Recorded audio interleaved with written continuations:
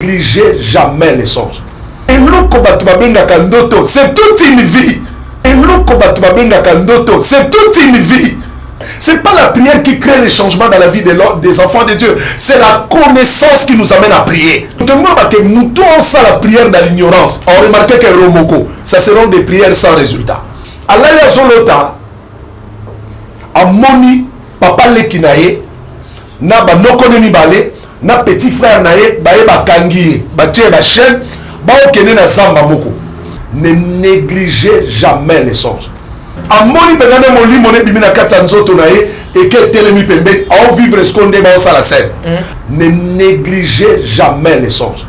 Comme soit lali amoni koko naye oya bota mama naye koko ne aboba amoni ye na ba koko mibale. Ne négligez jamais les songes. Parce qu'il n'y a pas une vie sans adversité, c'est une vie sans prospérité. Élévation nous sommes en ensemble en adversité. Élévation nous sommes en ensemble en adversité. Il n'y a que le nom de Jésus. Il n'y a que le nom de Jésus qui puisse nous délivrer. Amen. Ma prison spirituelle est ma prison à vie. Même toi, ceux qui savent moi, ça va Yesu Massi. Yesu Massi.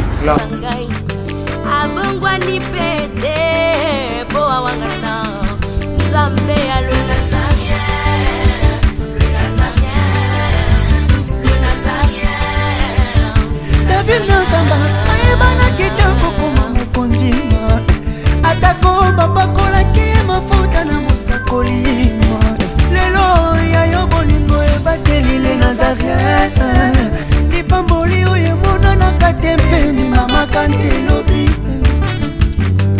kola pie mapapu masopi mafuta toko kesi ena elongo na nzambe oyo babenga na makomi Jésus.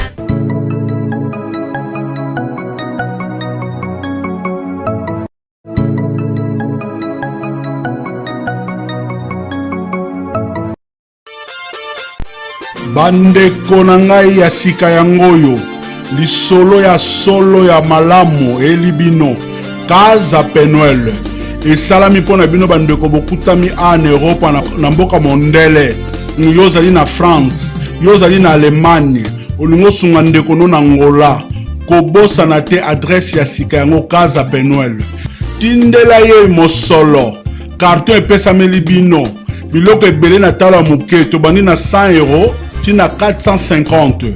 Adresse na biso zali na Bairo Palanca Kaza numéro 119 Yabino yangoyo agence ya sur kitoko.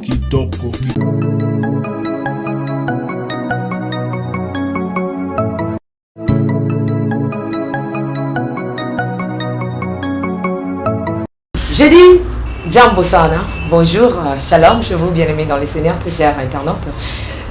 Très chers fidèles téléspectateurs, vous tous qui êtes toujours fidèles en Jésus-Christ, aussi sur le www.nazarientv.com, comme on dit souvent qu'on est ensemble, il n'y a pas de souci, car Jésus-Christ le même, hier, aujourd'hui, éternellement, la princesse de l'éternel est aussi dans la joie de servir son Père qui est dans les cieux.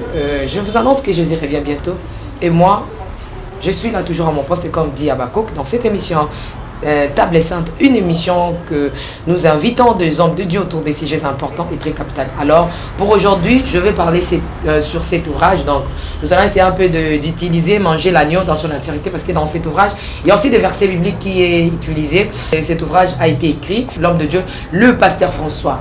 Et c'est lui-ci, donc il est là, cet homme de Dieu qui bénit ces derniers temps beaucoup d'enfants de Dieu. En tout cas, on a eu des appels. Gloire soit rendue en Jésus-Christ, le sauveur de l'humanité. Mais il est déjà avec moi, je retourne à la régie pour quelques minutes, quelques secondes, si possible, avec mes amis qui sont derrière la caméra, prendre un élément et on se retrouve tout juste après. Merci. Alléluia, bien-aimé. Oebitango batu bamona kayo moto. Yani na ebisoke nzamba mona ko moto kakate. Kasi nzamba so mona moto nzambe. Wata ba charisme pe ba capacité na nzoto na yo. Yango ta ko fanda ka yo moko tutaka tolopelo baka. Yes, alléluia.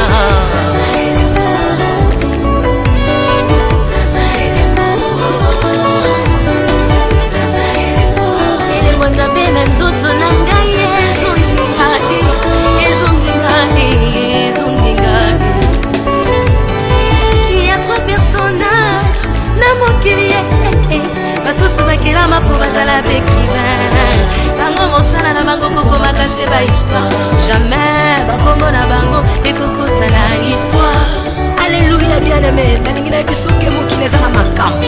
Eza na bato misusu bamipesa mosala uniquement mpo batongaka balia. Alingi akoma histoire bina yo ayeba oza wapi, ozosala nini, okomi wapi. Nalingi na biso kobengaka bango basongisongi te. Baza nde baécrivain ya vie na yo. Bengaka bango baécrivain, yes. Basusu bakelama po bazala balecteur. Bango mosala na bango kotanga kase ba histoire. Non, non, non, non, non, bakobo na bango ekokota na histoire. Alléluia, bien-aimé. Nalingi nalobela moto moko. Bato batangaka histoire bino bazosala mosala ya punda. Nzambe atambulukuka kosala ete bakoma na suka histoire te. Bamonake makambo ebongwani. Yes. Basusu bakelama po bazala bilembo. Basusu babotama nde bilembo. Mose Gédéon Lumana aza elembo. Mon père, prophète Élisée Lukwa aza elembo. Charles Israël Kazare. Ok. Mouba ya mungo ko wapi, mabe ya nzambe eza wapi, la princesse de l'éternel iko apa. Donc na Kinshasa, avec l'homme de Dieu, le pasteur François. Mais laissez-moi dire de gros coucou à tous mes amis, donc aussi des salutations, des big salutations na Batouya, Paris, donc France, Belgique, Canada, States, Texas, Allemagne, Hollande, Finlande, Brésil, Afrique du Sud. Donc bientôt là, on est ensemble avec vous, nos commentaires. Et Bandeko, ya Bandundu, Kipui, Timbujimai, Kasaï, partout, Cameroun, partout vous êtes. En tout cas, nous vous aimons beaucoup de l'amour de Christ. Comme je disais tantôt que je suis avec le pasteur François. J'ai dit shalom, bonjour l'homme de Dieu. Shalom, la servante de Dieu. Comment vous allez? Oui, je vais bien par la grâce du Seigneur. Dieu fait grâce, il nous renouvelle son souffle de vie, que nous sommes loin de mériter, alors nous ne pouvons que lui exprimer nos reconnaissances. Vous nous avez laissé une semaine. Oui, il est évident, je sais que tu es trop prise, n'est-ce pas? Et moi aussi, nous sommes comme des batteries de téléphone. Quand vous utilisez beaucoup, par moment, ça se décharge. Il faut aller encore se ressourcer de manière à ce que vous ayez encore de l'énergie. Donc j'étais allé me ressourcer auprès du Seigneur, alors j'ai reçu beaucoup d'énergie, alors je viens libérer cela même. Et par rapport aux échos? Par rapport aux échos, d'abord, je tiens à vous bénir vraiment très particulièrement. Et réciproquement. Je bénis les coups de fil qui vous aviez fait l'écho de ma personne pour que nous soyons là et surtout votre accueil. Et je l'ai dit déjà à l'entrée de jet que là, vraiment, permettez-moi, je vais le dire en lingala. Je vous l'ai dit vraiment en regardant les caméras. Maman Tiffany, tia yambanga yawa, ayambanga pour le salut des âmes. Atikala yambanga jamais pour un bon.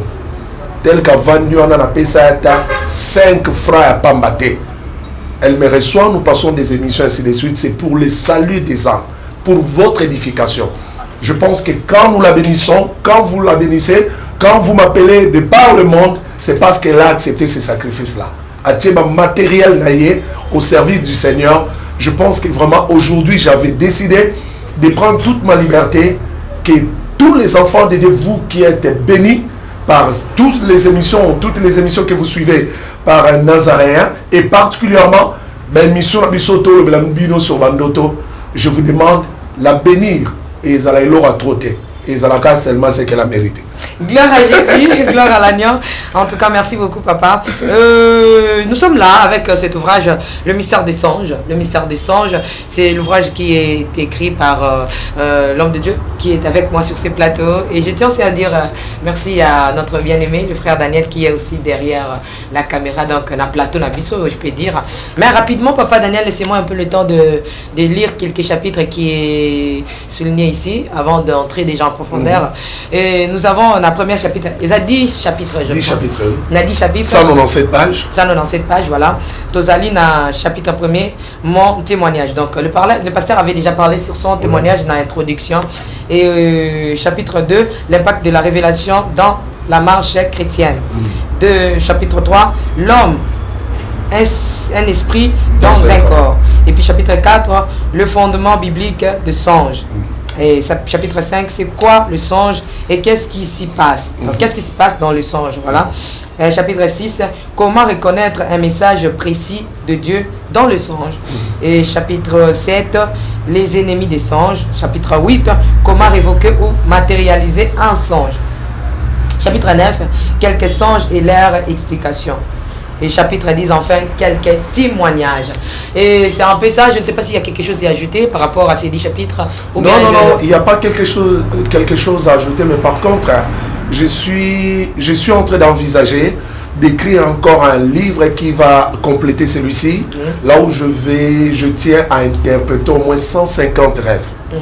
Donc ça va servir de vademecum aux enfants de Dieu qui seront intéressés par ces livres-là.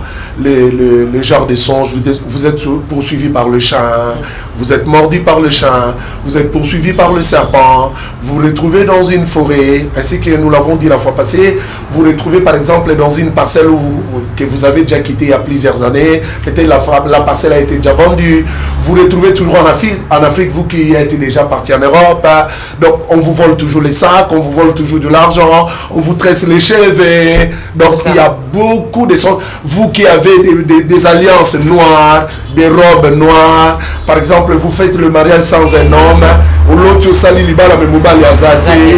donc il y a beaucoup de songes. Est-ce qu'aujourd'hui, l'homme de Dieu, excusez-moi de vous couper la parole, excusez-moi vraiment aussi, très cher fidèle téléspectateur, est-ce qu'il y a un Lelo aujourd'hui, est-ce qu'on peut faire même l'exercice de retourner, parce qu'il y a plein de gens, beaucoup des enfants de Dieu m'ont appelé en disant que non maman Tiffany, tu sais, on a compris l'émission, mais ça a été vraiment très intéressant. Est-ce qu'il y a moyen de retourner un peu, donc comment quoi, retourner un peu, faire la marche en arrière pour un peu te scinder un peu moi quelques éléments autour qui dans la fois passée, et puis tu bah pour sauter. Et aussi il y a des gens qui disent pour mieux sauter il faut reculons, et puis ce qu'on peut c'est sauter moi 5 indoto moko boya bien papa François on interpréter les bisons pour banzambe puis ba femme bon, en fait, chapitre oyo kolanda to lobela on balé koya OK, je pense que eloko liboso na lina introduire nango na sepla mingo introduire nango et ça toujours qu'on rappeler ba nzambe que la vie de chaque personne se cache dans ses songes.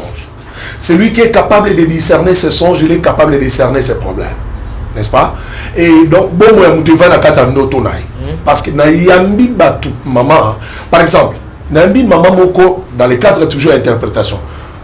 Nayambi maman moko, banda balana mobile naï, allo taka mobile na finake na kingo. Alors taka ba finake na kingo. Et la mauvaise interprétation c'est laquelle? Parce que dans mon livre j'ai dit ceci, vaut mieux un songe non interprété qu'un songe mal interprété. Parce qu'un songe mal interprété, soit interprété l'ondoto et que interprété en mabé. Ou interprétation ça mabé parce que songe n'est pas côté. Le songe va continuer à revenir toujours. Pardon, papa, bandé dans côté. Donc, son songe est mal interprété. Donc, vaut mieux un songe non interprété qu'un songe mal interprété. C'est-à-dire, ceux qui ont interprété songe mabé, n'a pas ce exemple. Il y a une dame dans l'église, qui a fait sa séminaire sur le mystère des songes, n'est-ce pas? Alors, tant on a bandit quoi alors on a interprété notre balotaka, assez assis ma étude, malotaka zaraba soit na humanité, soit azana uniforme, il y a humanité, soit uniforme à primaire. Donc, il y a une manipulation satanique. Il y a des interprétations. Première interprétation, soit ce que tu es en train de vivre, Dieu te démontre que tu es dans son école. Alors là, c'est au niveau. Pour exemple, dans l'autre primaire, alors tu es comme la humanité, alors tu es dans l'université, pas l'autre vraiment sur collation. Donc, tout le monde, que tu étais dans l'école de Dieu. Nous avons évolué comme le niveau moko, alors école est. Parce que vous devez savoir ceci. L'école de l'homme est facultative, mais l'école de Dieu est obligatoire. L'école de l'homme est une option. Okay. Mais l'école de Dieu est une obligation. Il faut les kawan. Okoleka. O lingo lingate. Kutumbolangate, tobandate. Parce que yo yango ozoleka. Obetela ndoto na yo. Lelona lobango skoba yo kango. Que ma camo oso vivre nyonso lelo yo comme témoignage. Il faut bandoto. OK. Au moment que ndengo fani na bureau, muto abwa ke lo poudre à pembe. Tozo na uniforme, il y a sero na uniforme. Muto abwa ki poudre à pembe.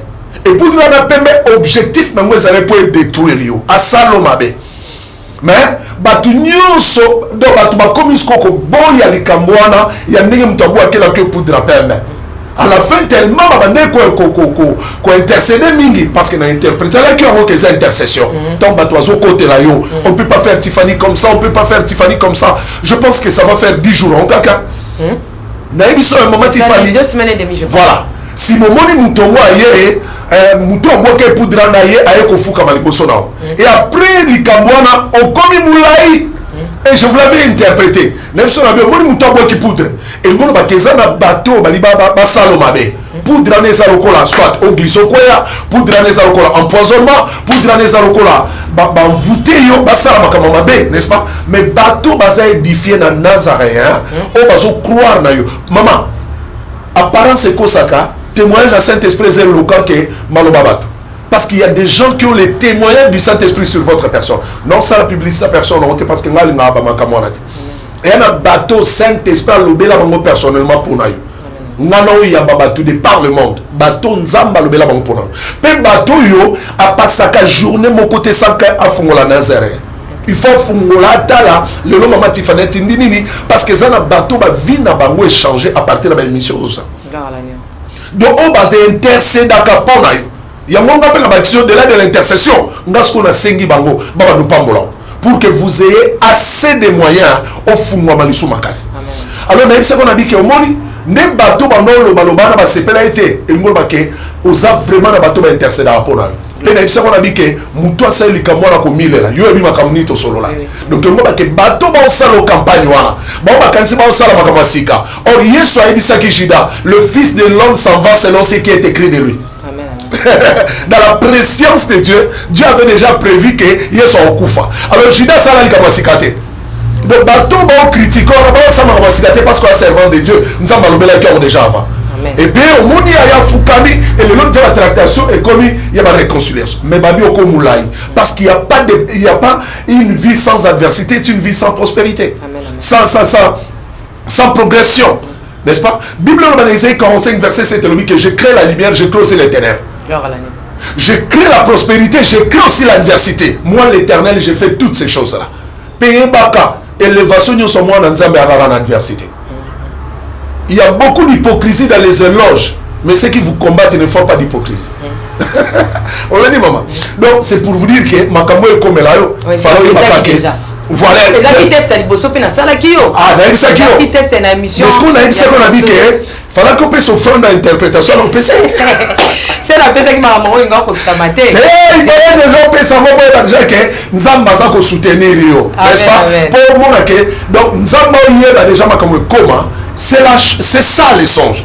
Nazama qui m'trompe c'est na bimo. Le quoi papa François yé. Na ibisa yé. Na kanema oloba. Et d'ailleurs, vous avez parlé de Papa François. Oui, l'autre est l'Afrique du Sud. Voilà. Vous avez l'Afrique du Sud. Voilà. On confirme notre navire. Voilà. On a fait ça la vidéo là, on a notre voilà. On peut cette interprétation, on peut ça qui pour le moment Camerounais nous ça par rapport à l'interprétation. Gloire à Jésus. On peut passer dans d'autres ya. Voilà. Donc c'est voilà.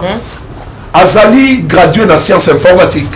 Ma vanda et pas petit tournai. Abota Mazara prise en charge et pas petit tournai. Maman, ainsi que nous le disons. La Bible dit que mon peuple périt non pas parce qu'il manque de prière, non pas parce qu'il ne gêne pas, non pas parce qu'il ne va pas en retraite, mais mon peuple périt parce qu'il manque la connaissance. Maman, la Bible dit, celui qui détourne les oreilles pour ne pas écouter la loi, même sa prière est une abomination. Donc, moi, nous tous la prière dans l'ignorance. On remarque que Romoko, ça seront des prières sans résultat. Parce que la prière, ce n'est pas la prière qui crée les changements dans la vie des enfants de Dieu. C'est la connaissance qui nous amène à prier. La prière est motivée et propulsée par une connaissance. C'est lorsque vous avez cette connaissance-là que vous vous présentez devant le trône de Dieu pour l'exprimer. Vous comprenez? C'est là où se cachent les résultats. Alors, c'est roi Bondela. Alors, tu as un uniforme. Gradué en sciences informatiques. Alors, tu as un uniforme. À qui on a pasteur Moko, pasteur Alain Bisabi, écoutez cette interprétation. Pasteur Alain Bisabi que ce qu'on l'autre toujours aux ana uniforme et nous l'obake tant aux salaki élève ou étudiante ton primaire au bandé ko yiba biloko bana classe mingi. Voilà maintenant maman Tiffany au bandé yiba biloko bana classe mingi. Alors il faut acheter des cahiers. C'est pas ennemi parce que par moment nous faisons des confessions anticipatives. Attends les sous-monsalité pour pas cesser les qui. Mais tout la kanzambe limisaka tamsuna sala on a évité. C'est la sombi bakaina babike na bakeyo. Ako kabolona ba école. Na ba mbongo ne apasi. A kabolika na école na moy na tongo aloti a se retrouver na moko ba école na otanga na primaire. Vous comprenez? Mais quand je suis passé dans leur église, n'expliquant on a dit que Soko Zolota ou moi la classe et que c'est une manipulation satanique. Manipulation l'objectif là où parce que mon songe lobaka à partir de la réalité. Par exemple, son mutoloti mboa zolandai. Mboa est déjà signe impudicité. Mboa est ça signe pour ça la batumsu balanda au moni bina mboa munena landa soyo. Dans ce cadre les impudicité tes esprits à sacrifice. OK. Donc moi c'est un esprit même. Pour ma perception que so moni mboa c'est que moni impudicité ngo. C'est là dans le belote maman, on sait ce qu'on a mouton nzamba salé grâce wa. Et ça na mboa o ya ka ko l'esprit à sacrifice. Et il y a un mois où il y a un esprit d'impudicité. Où il y a un esprit zolandao. Mais ce qui moi c'est suyo, c'est terminé. Donc quand tu as déjà venu, il y a une masturbation, ou une impudicité, donc sans scrupule. Vous comprenez? Et ça peut être un attendre la caparto mon simanae. Ça c'était l'esprit de contrôle. Wow. Voilà. C'est là esprit de mort. Et il y a un batebele balala bakufa balota bakufa a tel esprit de mort tiro kwa kamsusu. Malala kufi après tamsu un mois jeune. Allah ya kufi après tamsu 2 semaines à retraite. Tango Allah ya kufi amoni ya kufi na butu mais tango ndoto ke sili à la muki chance ces allées d'autres abandonner l'esprit de mort, ignorance. Ignorance. Il y a l'esprit de mort, il y a l'esprit de mort au bas que nous kufa, mais la cadre de la prière, il y a muto zulu kanza ma profondeur. Soko loto kufi et que na tongo la muto ba msuma bazaka a loto kufi après moni a sekui. C'est juste un langage en lobake. Identité à son yo lukela na onzambe. Il y a mwana loto kufa. Pardon. Ah. Pardon. Donc comprenons bien ça. Ça dit mutoto lukelo minanza. Makama makasi lekele. Alali akufi. Alali aloti akufi. Metant alali aloti akufi. Amoni na bomoto bomoto ndoto esi la muki asala bomoy. Ça m'expliquons bien. Olali aloti akufi. Tango la muki on se rendre compte que oh non tout là na loti na kufi. Vous comprenez? OK. Ce qu'on a bateau va éviter, il faut discerner. Et ça, au lali l'autre koufi, il y a esprit de mort. Au lali l'autre koufi, il y a régénération à vie. Régénération, que maman Tiffany, après avoir le kouloukanza, mais la retraite, n'est pas comme nene boye. Au lali l'autre koufi, tant qu'on a mouké dans d'autres biens, Ndinga Tiffany na loti la koufi. Au bando tel or, la plupart bandoto na pona bato balukanza mbe, et nous ba que vie na ya kala ndo moni ya mwe koufi. Donc Nzamba bomi vino akal. La personne là qui s'est réveillée là, c'est une nouvelle personne. Notre démontant on a battu bien. OK. Vous comprenez? Ça on attend ce qu'on a dit dans le séminaire. Dans l'accident que kolata uniforme. Même ba bazalaka ici des études. Azaka toujours dans l'université. Et zalaka manipulation la kisake, bano balati uniforme, moi il y a uniforme abala raté. Abota raté. Asi mambo mebelete asala ape musalate asa toujours sous prise en charge na yokaka na kata full maman mo atelema ganga. Or la dame là yende muto ganga qui pourquoi parce que ezando te troublaye tant que tu prière n'a pas sur l'uniforme n'a pas soutien pembe na lata na butu n'a pas soli. Donc vous voyez que la révélation, donc la connaissance démystifie les problèmes de la vie. Gloire à Jésus. Le long de l'obéla yo maman pour se rafraîchir ndengolobi na bongi sena l'obéla ba nzambe objectif nanga majeur mission nzamba pesinga na eza yo rêver bomba ebake ne négligez jamais les songes na pamboli nzambe parce que ba vidéo ya émission sur les songes ba kaboli ya ngolokola mapa pe non senga na bandeko ba yokanga ko pesa mutu adresse à les nazaréens. C'est déjà qu'on sauver une âme. Voilà. C'est déjà qu'on sauver une âme. Et ça, le bateau va bengingai, non pas pour interpréter l'endoto, non pas pour s'embellir là, ma benginga kapa pambola, ma bengingai. Si la bitika nzambe ya seru wana sano émission nzamba pambola. Parce que vinanga mobimba na nyokwama. Likolo bandoto. Vous comprenez? Donc, ngai avant de ça non pas parce que le vraiment la bonne c'est nous makamona côté na makasi na ndoto. À part ndoto na ngai ya résurrection na ngai na sala accident à âge à 5 ans. Donc so na bina fungola lole monanga o mona mais na kofungola te pour un respect dans la sabati monoko ngate au moins le lem monangeza na signe à croix. Pourquoi? Parce que na quoi le lem est pasuka dans 4 parties. Donc il suffisait seulement au ben dans mon longwe. Comprenez?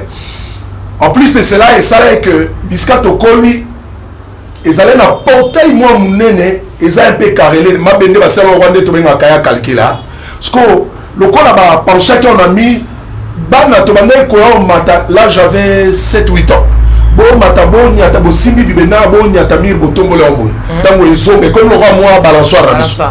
Mais il s'est fait que j'avais 7 ans. Maman l'a tient na pelouse un dimanche, bazo sambela. Quand on a balancé le quoi grand frère Bazalaki, Bazalaki balancé 7 sur 8. On a juste dans cette bango qu'on a balancé. Alors tellement il y a qui m'a cassé. Au lieu de porter une zone à kuna na mir, porter ce que zongi boy. Na poids na bango, na poids portail et quoi langai. Na bana au seigneur na zolo, na matoi, na munoko, donc na misu et les gens pensaient que j'étais mort. Bah même dans la campus universitaire. Pour que l'hôtel a des dégâts et accidents dans le niveau cerveau. Et Dieu merci parce que mon a l'autre.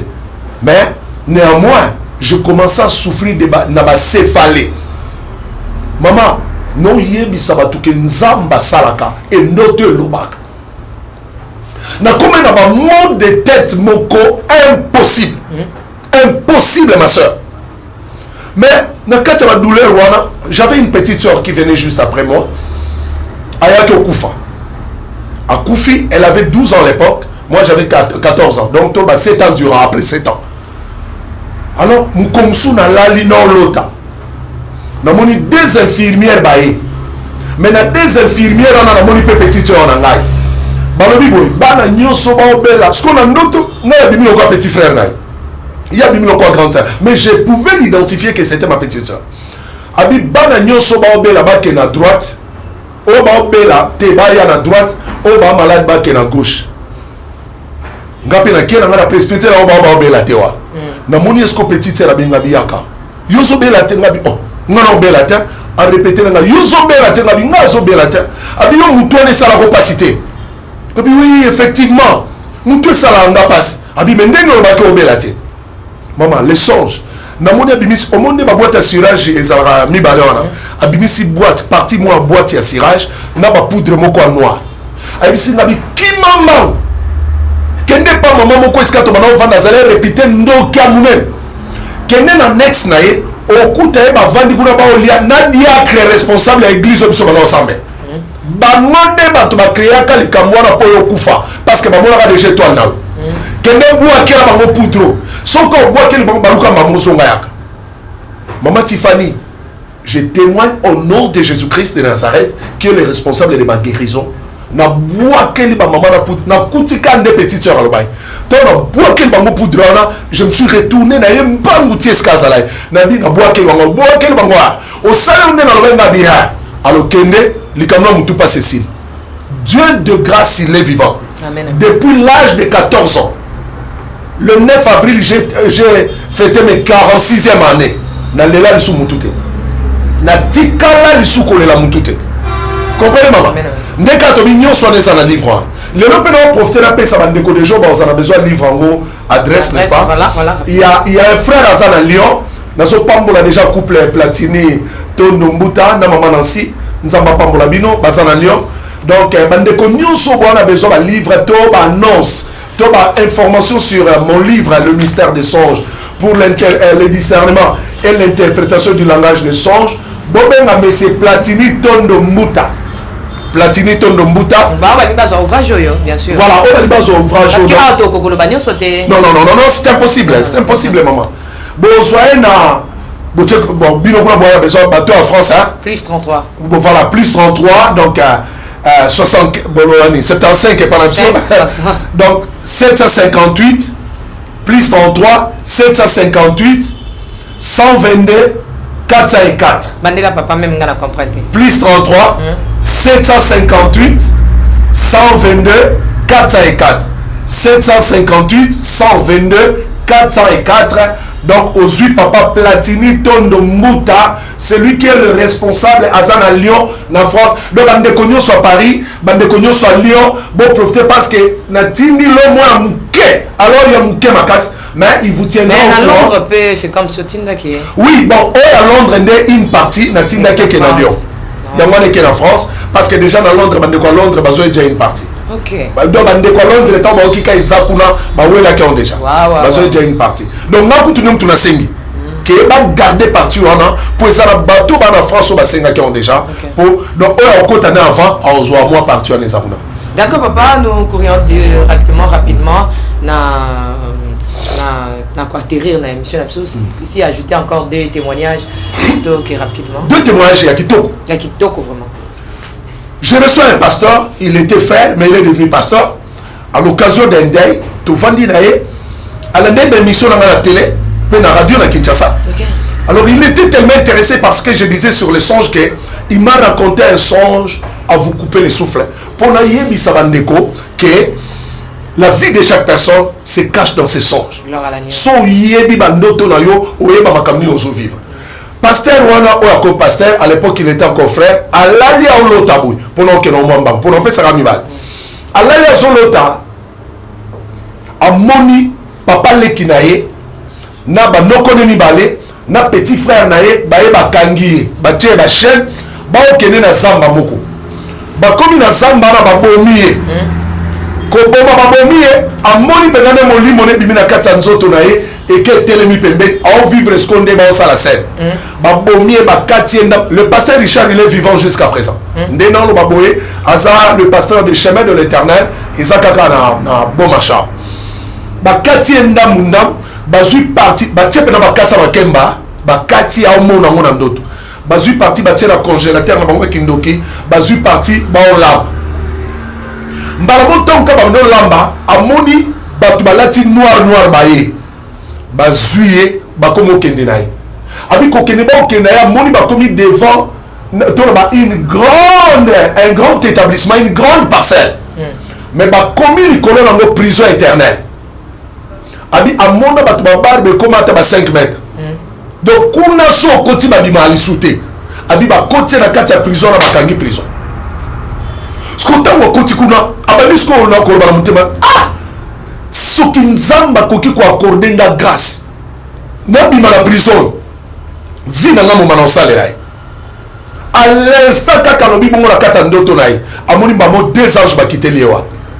Vous savez que prière na yo, le Seigneur des Seigneurs et le Roi des Rois, ayo kao. Atindi bisoto bimiso na kati ya prison.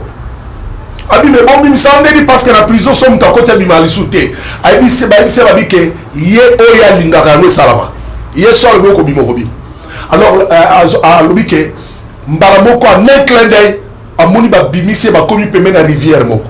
Ba wando ebisa ba bi ke le Roi des Rois, le Seigneur des Seigneurs ayo ki prière na yo.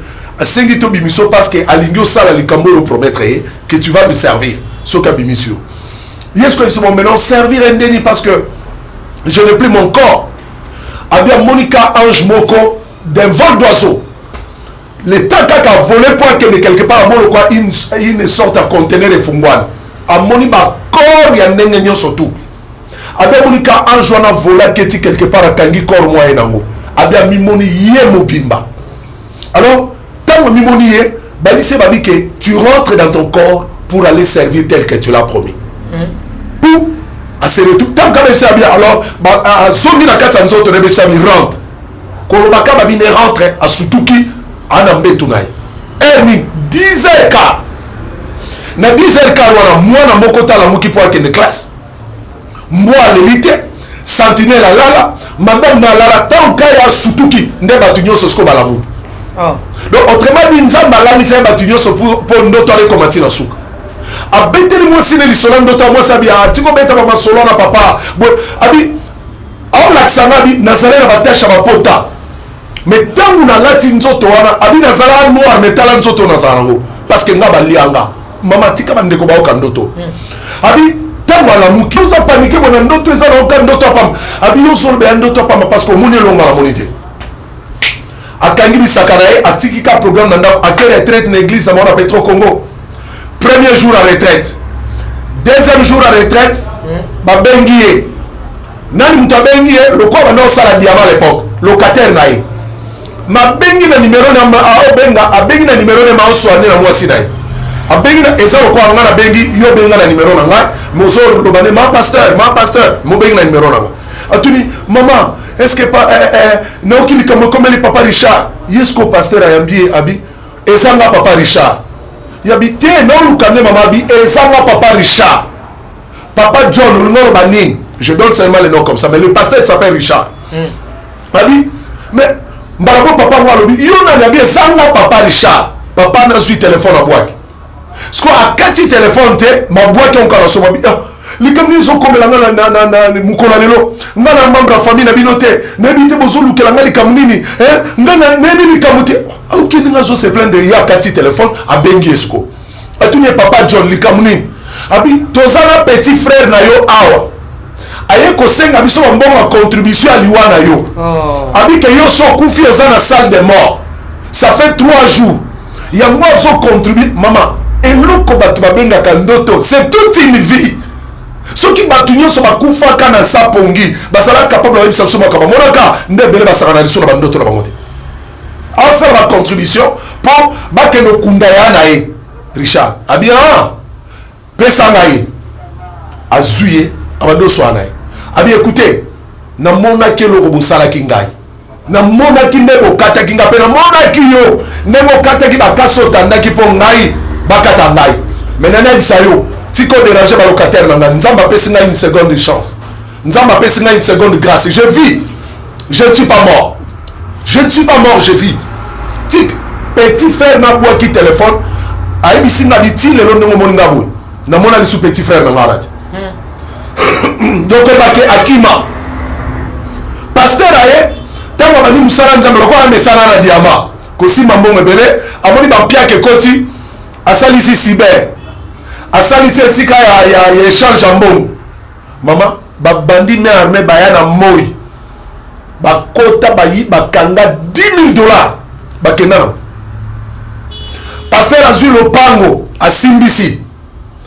babuku ya lopango na banque bapesi ye mbongo abanda okende kosomba babiloko na Dubai ainsi de suite mpo alukaka asan sorti parce que mutu soki azosala ministère na intégrité c'est toujours difficile bafarceur nde bakenda na mbao ayeba babiloko wana mama biloko wana etekama presque te la plupart nango ekenda na ndako alali mokolo mosusu baoyebisa babike yo napesaki yo souffle de vie nazongisaki yo na vie mpona likambo oyo olobela bazongisi ye na ndoto ya lotaka na likambo oyo olobela nga kolingo servir sikoyo nga natindi yo servir olingo koma commerçant kala mingi te mi préparé sala déjà testament no parce que ovivre lisu te na oyo ozwa na ndoto pasteur alamuka zongeli lisu procédure ya okende lisu retraite donc c'est pour te dire que maman ndoto elobaka Amen, amen.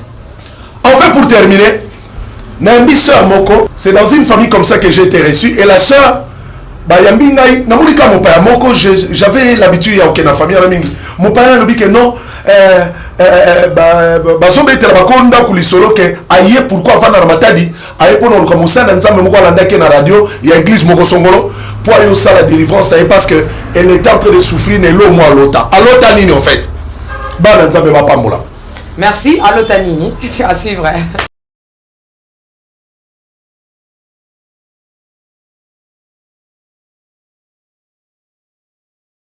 Ok, serviteur de Dieu. Donc, c'est-à-dire, tant qu'on comme la famille, on a habité dans le solo. Habité là, ma camonga na vivac. Moi, je l'ai su parce que lorsque j'étais reçu dans la famille me connaissant, parce que tout le monde n'a pas parti dans la mission, on a passé na radio, na télévision, n'est-ce pas? Donc on a DPK le Nazaréen. Alors habité dans le solo. Qu'est-ce qu'elle a vu? Alinga moi na mobile moko na matadi babotine mwana moko. Tant babotine mwana moko mukomsu mwana koksi 2 ans mukomsu alali amuni koko na ye. Oya bota mama na ye. Koko na mobile. Oya bota mama na ye. Amoni ye na ba koko mibale na responsable intercession na bango. Ya église ya bana osamel. Amoni bango ba ye mama ya intercession wana akangisa wana na maboko. koko na ya mobali oyo yebisabi yo yo ndani mutu apesi yo ordre oke nobotana mobali wana parce que ozala mwasi na ngai or na ndoto na ya lota kaka azosala ba rapport sexuel na koko na ye wana lokola mpe ignorance ayeba ye na ye te parce que bapesa ye kombo ya koko na ye ya mwasi alors koko wana azoloba bike lokola azala na kombo ya koko na ye ya mwasi do azala mpe mwasi na ye alors ntango ayonebisabi yo lokola yo ki obotana mwana mobali wana na ndoto mama otienga musabi zela na olakisi nga naza nani ayebisi ndeko azala ye pembe na abi sala eloko na yebisaki yo bapapa mibale okoko na yaki na bango wana mama oyo ya intercession akangi ye maboko papa wana afungoli ye munoko mama mosusu papa mosusu wana azwi omoni babwate lokwa babwate ya pelikila film afungoli yango eloko mo ezalai na kati lokwa mbinzo etambola bafungoli ye munoko batie eloko wana na kati ya munoko eloko wana ebandi otambola ye na munoko ti bakangi ye munoko koko na mama botika ye kotikaka batiki ye alamuki na bomoto ayoki ndenge eloko wana ezokita na bibie ntango alamuki parce que mama eya na bato balela matanga na ndoto alamuki aolela eya na bato alotaka liaka na butu alamuki mpe azomarche to mosusu mpe aoki degwe eloko aliaki bandoto nyonso moto alotaka aolamuka na baefe nango c'est un message précis de Dieu mpo na vie na ye soki asakani nango ekodétruire alamuki na eloko wana mama depuis ce temps-là ekoma otambole partout na nzoto etambole na libumu etambole na baorgane génitaux na ye etambole na mabele etambole na mokongo maintenant les erreurs que le pasteur avait c'était quoi bisika nyonso ake asilisi matadi mobimba ake bomba ake mwanda basambeleli ye basaleli ye badélivrance comprenez mama yango motolo balikama ndoto parce que na ndoto moto azwa précision likambo na ye ba eloko wana ekei te alobi ke en fait ebandeli so otambola ye nzoto mobimba te akomi okaoka na sali bumu na ye mais yoka siko bamakambo esalama na kati ya vie wana na eloko wana na kati ya vie ya ser wana ser wana azwi zemi abandi baconsultation prénatale c'est son témoignage après sa délivrance abandi baconsultation prénatale zemi ekomi na 4 mois s'il vous plaît maman Tiffany na batelespectateur na biso balandanga zemi ekomi na 4 mois ser alali aoki koko na ye oyo amelisaki nyama wana ayebisabi yo napekisaki o makambo ozoyoka te zela na otalisa yo kaka eloko na tie na kati nono omona eloko esala yo asutuka mwana ndoto abi journée wana ayoka libumu mpasi mais ntango ake na salle de bain aremarke ke asenye masenye moke mais ntango asenye moke aremarke ke bacaprice nyonso azemi esali bone esili complètement akei na consultation lobi nango mpo akende basala examen kaka bato baconsultaki ye baopese age azemi na ye babi mais qu'est-ce qui t'est arrivé il n'y a plus rien dans ton corps. Merci beaucoup pasteur François. Si on peut continuer. Non, ça reste seulement une partie okay. Il n'y a plus rien dans ton corps. Abi mais basala babelise na échographie maman pour vous dire que la vie de l'homme se cache dans son esprit. Vie ya mutu va na kati esprit na ye oyo esalama na ndoto na yo yango nde makambo eza ya vie na yo azwi lisu zemi cette fois-ci nde ezalaki ya mabekole zemi ekotisi 7 mois na leyeti nyonso aloti lisu koko na ye mama loboko na wana motema je suis un serviteur de Dieu je vous dis makambo na kute nango parce que okutu na oloba ya moke aloti lisu koko na ye ebisabi yo so okate kaka yo tina oboma yo bana no kobota bango te parce que ozala mwasi na nga nabota ko déjà na butu parce qu'il faut y avoir un phénomène mari femme de nuit so mutu abota na butu na moto abota te donc yango bandeko nyonso ya basi oyo bayokanga balotaka barapport sexuel parce que je viens de finir un livre sur le phénomène mari et femme de nuit, comment les reconnaître et comment les révoquer alamuki na ntongo na ndoto wana une fois de plus aoki lisuka asenye tant kayoki asenye abi motema na ngai bebi nayoki mpena ke vide dans mon ventre nakei na bamédecin et les médecins ont constaté que je n'avais rien. Alors tant que j'avais senti l'onction bouillonner à moi. Écoute, on a déjà atteint la gêne. Quand on m'avait donné un petit déjeuner, j'ai pris le petit déjeuner. Elle m'a raconté l'histoire, il y a d'autres mais c'est la bifukama. On dit comment ma papa, on a dit comment mutumoko ça il y a koko rangai. Ma papa non mona bangote, pe maman intercession, il y a intercession na biso na ndena yebi comme une grande église. Et ça tient à Kinshasa, et ça tient à Poto. Maman il y a intercession na biso, comment on est pendant les on le soutient. Na bifukama. Na bandika na komba koko nai. Yo ni ndani tunabeba pesa komba ya mwasi na ngai. Lokola la pesa komba mwasi na ngai ça appelle mwasi na ngai. Maman, il y a que le nom de Jésus qui puisse nous délivrer. Amen. Ma prison spirituelle est ma prison à vie. Même toi ceux qui sera moi ça va Yesu Masi. Gloire à l'agneau. Au nom de Jésus, bosala eni na chai nyama moko, nyama na contrôle la libumunaï. Ya ko botali sauter. Allez, bilisa nyama no. Ngara fait. Nazike tika ngai mwana meninga ya kuba tumanga aole na mlokamboka na mlokamboka na oka bandi ja aobenga ya mlokamboka bande kona soba sansa la soba ndibu soba na ndeba to ba interpréter lenga babi aobenga Jean c'est qui? C'est la personne qui lui avait fait avaler cette histoire là. Thomas bomone skanga na komi Yvonne c'est la dame on va collaborer dans la église. Non tout na Yvonne na biyo za la intercession ndenge mona yo comme collaborer la bando Yvonne a répondre ngabona na nzoto serwa abiyo ebité que pardon il y a un département partenariat il y a un département intercession et ça quoi intéresse biso yo kasi ba tanga présidente pour sous intercession na sala ne pour contrôler vie de prière à l'église ndenge zo répondre ngai ngane mtuna pesa ba passage bazo ya partir à l'église. Yo Jean, yo Zanan, oh ngalité, ngaya Thomas, yeka benga biso, pour moi on commence ensemble na makasa o kokaete, ya moto eko ede poto melise loko. Allez, sanzango, ya mono mona tele melaka. Bato ba bimisaka biloko na ba prière. Ce qui est entré spirituellement sort aussi spirituellement. Na mona bena sera au sol boua. Mais au sanze mona na te. Au mona muto sa geste au centre. Donc ici Jean a melisa ke loko na bimso na komona yesu. À la fin, c'est là où nous terminons. C'est là où tout le monde papa. N'attends qu'à si délivrance, à mon comme Luka. Abi papa. Bisanze belé na sanzo les api. Gabi ah au sanze abi na sanze belé na moni kutu nyama. O ba melisa kanga ya 4 ans. Na sanze am. Maman, c'est rona ekinzoto mike.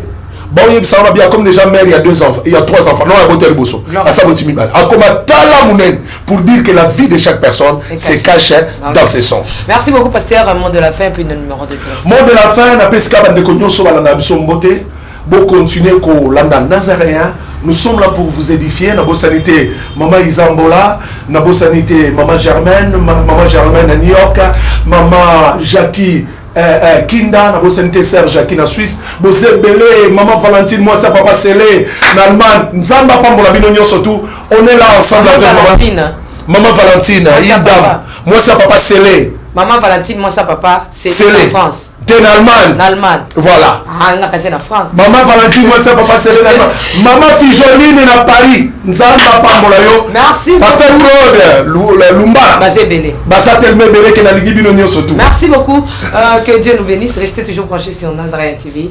La princesse de l'Éternel. Je pense que si pas demain ou après-demain, je suis là en Afrique avec Afrique du Sud. Nous serons vraiment ensemble et on va se réjouir dans le Seigneur, bien sûr. Ciao, ciao, merci, l'homme de Dieu.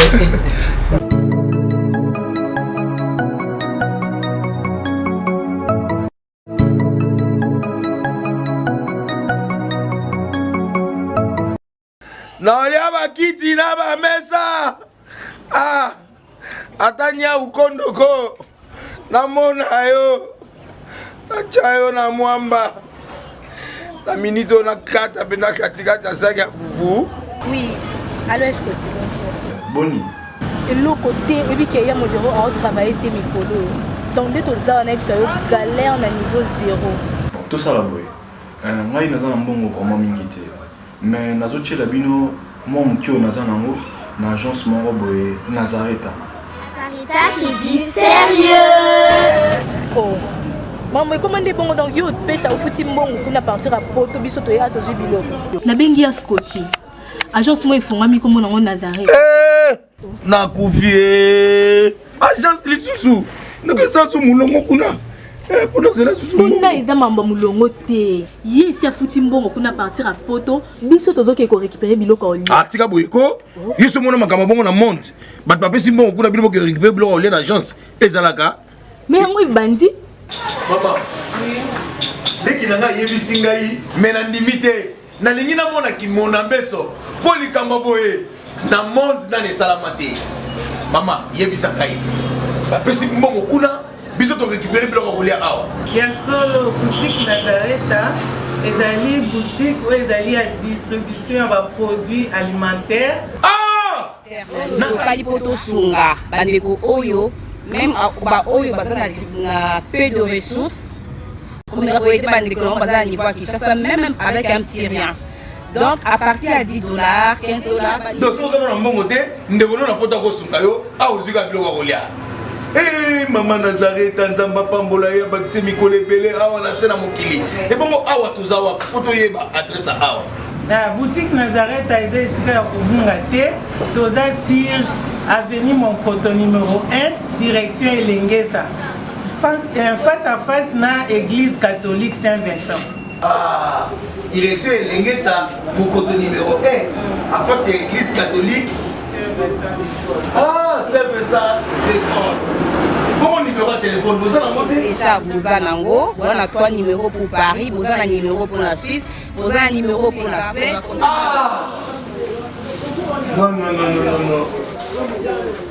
Nazareta. Nous allons la Congo Sili. Julia, ngana kangisa kia fufu. Ya modé, yo bandika na fufu. Oui, pour la Nazareta, dans un système en bimbi, na mbongo shingo. Bon, ok. Vous allez sérieux. Ça c'est du sérieux.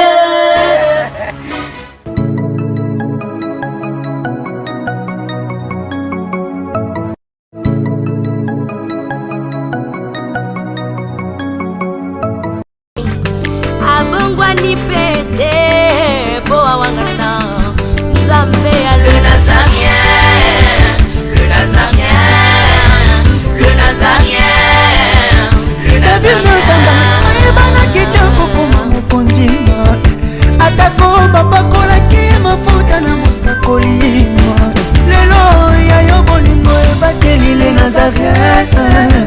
Lipamboli oyo emonanaka te mpeni mama kanti elobi.